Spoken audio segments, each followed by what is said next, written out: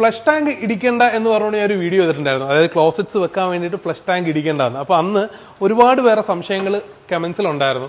അതായത് ഇതിനെക്കുറിച്ചൊരു പൂർണ്ണമായിട്ടൊരു വീഡിയോ, കൃത്യമായി ഒരു വീഡിയോ ചെയ്യണം, അതായത് ഇതിന്റെ ഡ്രോബാക്സും ഇതിന്റെ പ്രോസും കോൺസും പറഞ്ഞുകൊണ്ടൊരു വീഡിയോ ചെയ്യണമെന്ന്. അപ്പോൾ അതിന് വേണ്ടിയിട്ടാണ് ഈ വീഡിയോ ചെയ്യുന്നത്. ഇതാണ് ടാങ്ക്ലെസ് ക്ലോസറ്റ്സ്. നമ്മുടെ മുമ്പുള്ള കാലങ്ങളിൽ നമ്മുടെ ഭിത്തിക്കകത്ത് നമ്മൾ ഒരു ഫ്ലഷ് ടാങ്ക് ഇടിച്ചിട്ടായിരുന്നു വെച്ചിരുന്നത്.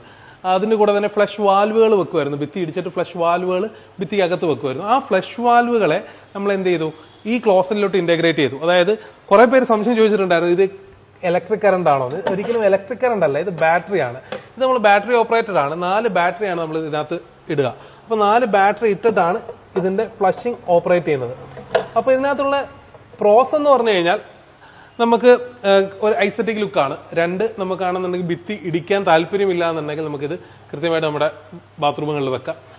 പിന്നെ ഇത് രണ്ടുമാണ് പ്രധാനമായിട്ടും. പിന്നെ ഫ്ലഷിങ് കുറച്ചും കൂടെ എഫക്റ്റീവ് ആയിരിക്കും. പക്ഷെ ഫ്ലഷിങ് എഫക്റ്റീവ് ആവണമെന്നുണ്ടെങ്കിൽ ഇതിന്റെ കോൺസും കൂടെ അറിയണം. അതായത് ഇതിന് കുറച്ച് പ്രശ്നങ്ങളുള്ളതെന്ന് പറഞ്ഞാൽ, ഒന്ന് പ്രഷർ പമ്പ് വെക്കണം. നമ്മുടെ വീട്ടിൽ കൃത്യമായി പ്രഷർ വേണം. അതായത് ലൈനിൽ നന്നായിട്ട് പ്രഷർ വേണം. ഏകദേശം മിനിമം 2 ബാർ പ്രഷറെങ്കിലും നമ്മുടെ ലൈനിൽ വേണം.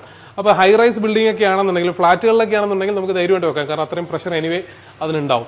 പിന്നെ രണ്ടാമെന്ന് പറഞ്ഞാൽ ചിലവർക്കൊരു ഹൈജീന്റെ ഇത് പറയുന്നുണ്ടായിരുന്നു. ഹൈജീൻ, അതായത് ഇത് ക്ലോസറ്റ് ഡയറക്റ്റ് വാട്ടർ ടാങ്കിലേക്കാണ് കണക്ട് ചെയ്യുന്നത്. അപ്പോൾ ഹൈജീന്റെ ഒരു ഇഷ്യൂ പറയുന്നുണ്ടായിരുന്നു. അത് ഒരു കംപ്ലൈന്റ് ആയിട്ട് തോന്നുന്നില്ല. അതായത് ഇതിന് NRV വെക്കുന്നുണ്ട്. നമ്മൾ ഇത് ക്ലോസറ്റിലേക്ക് ലൈൻ വിടുമ്പോൾ NRV വരുന്നുണ്ട്. അപ്പോൾ അവിടുന്ന് വെള്ളം താഴേക്ക് മാത്രമേ വരുന്നുള്ളൂ. തിരിച്ച് ലൈനിലേക്ക്, നമ്മൾ ഈ ക്ലോസറ്റിൽ നിന്ന് തിരിച്ച് ലൈനിലേക്ക് വെള്ളം പോകില്ല. NRV വെച്ചാണ് ചെയ്യുന്നത്. അപ്പോൾ അതുകൊണ്ട് ആ ഒരു ഹൈജീന്റെ പ്രശ്നം ഇതിനകത്ത് വലുതായിട്ടില്ല. പക്ഷെ എന്നിരുന്നാലും നമുക്ക് നമ്മുടെ ഒരു കൺസേൺ കൊണ്ടൊരു ഹൈജീന്റെ കൺസേൺ ഉണ്ടെങ്കിൽ, ഇത് വെക്കണം എന്നുണ്ടെങ്കിൽ നമ്മളൊരു സെപ്പറേറ്റ് ഒരു വാട്ടർ ടാങ്ക്, നമ്മുടെ വീട്ടിലൊരു 3-4 ക്ലോസറ്റ് ഇത് ഉണ്ടെന്നുണ്ടെങ്കിൽ നമ്മൾ അതിന് വേണ്ടിയിട്ട് സെപ്പറേറ്റ് ഒരു വാട്ടർ ടാങ്ക് കൊടുത്തിട്ട് അതിൽ നിന്നൊരു ലൈന് എടുത്ത് ഈ ക്ലോസറ്റിലേക്ക് കണക്ട് ചെയ്ത് നിർത്താൽ മതി. പ്രഷർ പമ്പ് ഇല്ലാതെ ഇത് ഒരു കാരണവശാലും വെക്കാൻ പറ്റില്ല. പിന്നെ ചിലവർ പറയുന്നുണ്ട് 10-30 കൊല്ലം മുന്നേ ഇതുണ്ടായിരുന്നു. ഇത് പുതിയ മോഡലൊന്നും അല്ല, ഇത് ഏകദേശം ഒരു 3-4-5 വർഷമായി ഈ മോഡൽ ഇറങ്ങിയിട്ട്. എന്റെ ഈ ചാനലിൽ ഫസ്റ്റ് വീഡിയോ ഇതായിരുന്നു. അപ്പോൾ ആ ഒരു മോഡല്, പക്ഷെ ഇതിന് മുന്നേ 30 കൊല്ലം മുന്നേ ഉണ്ടായിരുന്നത് ഫ്ലഷ് വാൽവ് ആയിരുന്നു. ആ ഫ്ലഷ് വാൽവിനെ ഈ ക്ലോസറിലേക്ക് ഇപ്പൊ ഇന്റഗ്രേറ്റ് ചെയ്തേക്കാണ് ഡയറക്റ്റ്. ഇതാണ് എന്റെ കൺട്രോൾ സിസ്റ്റം വരുന്നത്. പിന്നെ അത് മറ്റൊരു പ്രശ്നം എന്ന് പറഞ്ഞു കഴിഞ്ഞാൽ, നമുക്ക് മുകളിൽ വാട്ടർ ടാങ്കിൽ വെള്ളമില്ലാന്നുണ്ടെങ്കിൽ ഇതിനകത്ത് ഫ്ലഷിങ് നടക്കില്ല. അതൊരു പ്രശ്നമാണ്. അതായത് ഇപ്പൊ നമുക്ക് കറണ്ട് ഇല്ല, ടാങ്കിൽ വെള്ളമില്ലെങ്കിൽ ഇതിലും വെള്ളമില്ല. മറ്റേതാണെങ്കിൽ കൺസിൽ ടാങ്കിലാണെന്നുണ്ടെങ്കിൽ അതിനുള്ളിൽ ഉള്ള വെള്ളം നമുക്ക് ഒരു ഫ്ലഷിങ് എങ്ങനെയും ഉണ്ടാവും. അപ്പൊ ഇതാണ് ഇതിനകത്ത് പ്രധാനമായിട്ടുള്ളൊരു കോൺസ് എന്ന് പറയുന്നത്. പ്രോസ് ഞാൻ നേരത്തെ പറഞ്ഞ 2 കാര്യങ്ങളാണ്.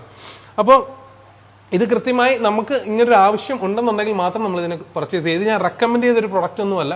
നമുക്ക് താല്പര്യം ഉണ്ടെന്നുണ്ടെങ്കിൽ നമുക്ക് നോക്കാം. ഇതിന്റെ പ്രോസും കോൺസും പറഞ്ഞു, അതിനനുസരിച്ച് നമുക്ക് പ്ലാൻ ചെയ്യാം. അപ്പോൾ ഇതുപോലെ ജെനുവിൻ ഇൻഫോർമേറ്റീവ് വീഡിയോസിന് വേണ്ടിയിട്ട് ചാനൽ ഒന്ന് ഫോളോ ചെയ്തോളൂ. നിങ്ങളുടെ വീട് പണിയുന്ന സുഹൃത്തുക്കൾക്ക് ഇതൊന്ന് അയച്ചും കൊടുത്തോളൂ. അവരുടെ വീടുകളും